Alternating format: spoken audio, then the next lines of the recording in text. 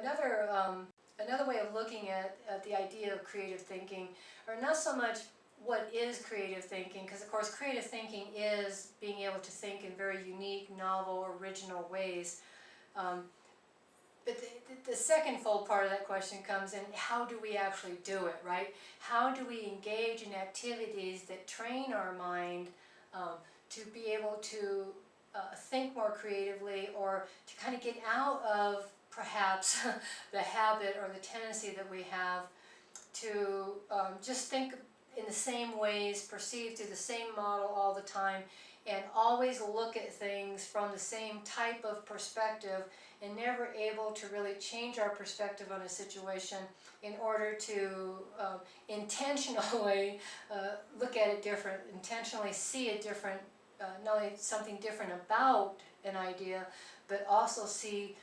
simultaneously different ways that it can be applied, or different ways that it can be used as a result of the fact that we can perceive it differently. But I remember, and of course, being an artist, being a visual artist, particularly, as well as acting and creative dance, but anything that you're having to perform, is that, not only when you engage in a creative process, you're clear on the fact, right, that you're creating. You're clear on the fact that you're trying to come up with a variety of ideas, and and in part of my schooling, it was kind of like, okay, here's the idea, here's the thing, and let's think of, we have to present the client, right, graphic design, we have to present the client with a selection, right, so that so you have to come up with 5, 6, 7 different angles on an idea, and present it to them in a sketch form to see what appeals to them, right, and then they kind of pick one, and then you take it and you develop it, and you kind of go through this several step process of developing ideas into full-blown realities. But when we come into other areas of our life where we get serious, so to speak, or we've been taught that we've been taught over and over and over how to think in a certain way, or the idea is that we get so attached to an outcome in a situation that we think we have to be able to produce that outcome, and if we can't, then it's no good, right? Because part of creativity comes from not only being able to produce a variety of outcomes out of the same thing, but it comes from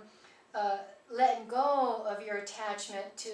outcomes or to specific ideas, or that it has to turn out this way, my way, the way I need it to turn out. You have to kind of let go of that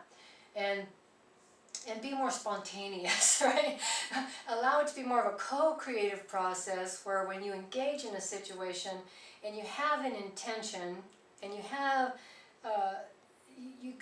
when you engage in a situation, there's an immediate relationship with the situation that's established, and you step into it as a form of kind of like rapport, or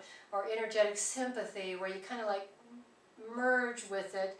and you kind of see how it feels, right? Because creativity is more intuitive, which means it's more feeling and emotionally oriented, as opposed to just intellectual, abstract type ideas. So we kind of merge into it, and we kind of allow it to,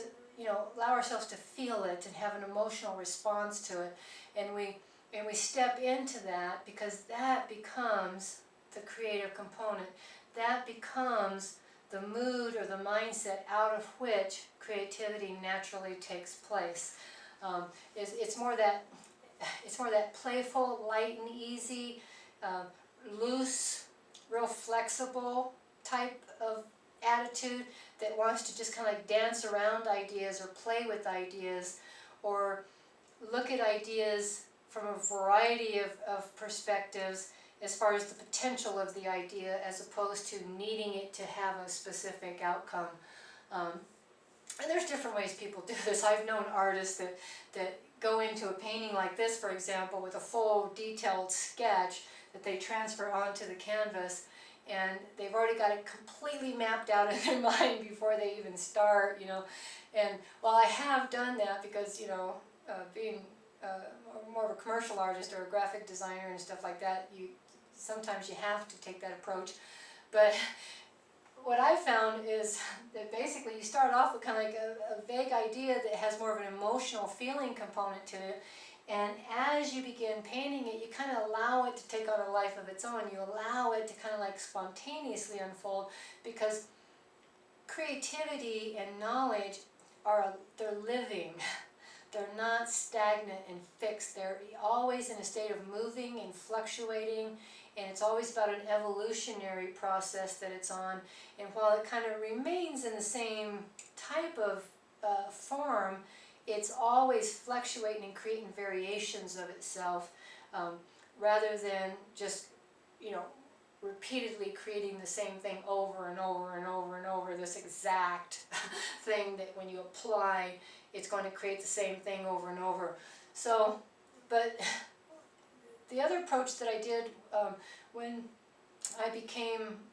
very invested in becoming good at teaching is I would it's like a little exercise that you do with yourself, right? That teaches you how to think creatively about things. Is I would look at any subject, any idea, and I would say to myself, okay, how can I take the same idea and describe it 5 different ways, using 5 different types of language each time, and using 5 different types of models, examples, metaphors, as a way of illustrating the idea, and how can I move it from maybe, a very simple way of looking at it, all the way up, kind of step up as we go to a very sophisticated and eloquent type way of looking at it. So it's like degrees of difficulty, because of course when you teach, you talk with people and you go and you do training, you got different levels of education, different levels of knowledge that you're dealing with. So you have to be able to ideally apply something to each situation in a somewhat unique manner, in order for them to be able to truly benefit from something, right? So if we just practice these type of ideas, and instead of getting fixated on one way of looking at something and then just walking around repeating that, or preaching it, or walking into any situation and trying to apply that idea to this situation, without any flexibility, it's not only is it stagnant and unmeaningful and usually doesn't benefit anybody, including yourself, but it's really showing a kind of what I would call a low form of intelligence, because a higher degree of intelligence includes the intuitive ability to be flexible, and it's a principle-based knowledge, and principles are fabulously rich in the sense that they're like profound knowledge that if we possess and we have knowledge of principles,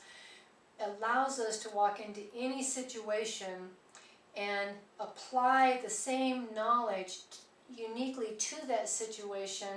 in a way that's going to render the greatest benefit. And it's going to express in a slightly different way every single time that we do it. And it's going to be, like I said, more meaningful and of greater benefit to the people, because we have that flexibility, we have that ability to be original in a situation and express the knowledge as a relationship that exists between the ideas themselves and the people who are going to be expressing them, maintaining them, using them to create processes, create systems, run a business, perform something, right? But it's like taking the same idea, and every single time you look at applying it, focus on becoming present in the situation, seeing what's there to work with, so to speak, and then how can you take your idea or your method, the emotional quality that you want to express in that situation, and modify it slightly so that it's like perfect for that situation, or so that it's like ideal for that situation, in a way that is very natural and spontaneous and kind of like immediate, so to speak. But that's just one of the ways to kind of expand your ability to think more creatively, to use your imagination, in a more creative way, and in a way that takes a core idea, so to speak, and just creates like little spontaneous variations of it every time you think about it, every time you apply it, every time you go to express it. It's expressed in a new way, so to speak. It's the same idea, but variation of itself, okay, based on how it's applied at the practical level within the exact set of circumstances that you're actually applying it. So that's why in what I do in creative transformations, I focus primarily on customized programs, because the knowledge, certainly I would say all knowledge, but some, the knowledge that I use is principle based, and is ideally suited to be applied in a unique way every single time that it's applied, and taught in a different way every time it's taught, based on who it's being taught to, or who it is going to be responsible for implementing programs. Because it doesn't really do any good for us to walk into a situation with our ideas and with things that we're good at performing, but the people that we're teaching it to or giving it to, may not be of the same level, may not be of the same talent, may not be of the same desire or value system or whatever. So it's being able to walk into a situation and helping them to know how to think for themselves and know how to develop their own systems that are ideal to them, and that they will be able to perfectly maintain as a result. So, but these are just some of the exercises that you can use in developing your creativity, is to start off from the premise of taking an idea as a principle, or as like a basic idea, right? And seeing how many different ways you can apply it, or walking into any given situation and asking yourself, okay, how could I apply this in this situation that would be perfect for it, right? That would be ideal for this situation, that would still be an expression of the idea, but it would be a variation of it, right? It would be a unique and novel expression of the same idea, as well as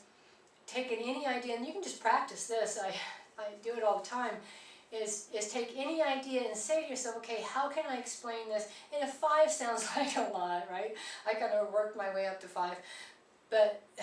start off with 3, okay? How can I look at this idea and explain it, describe it,